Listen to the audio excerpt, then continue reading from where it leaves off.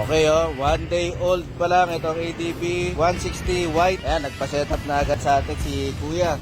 Siyempre, quality setup ng full crash guard, red moto shield. Ayan, oh. Tapos, siyempre, ang bracket niya, quality din dapat. Ayan. Carbon finish ng bracket. And also, kapag quality ang iyong bracket, dapat quality rin ng iyong top box. Ayan, Raptor series ng Miura white. Siyempre, binagay yan sa kulay. Moto Wolf din siyempre. Version 4. Yan po yung latest. With shock absorber na po yan. Ayan, oh.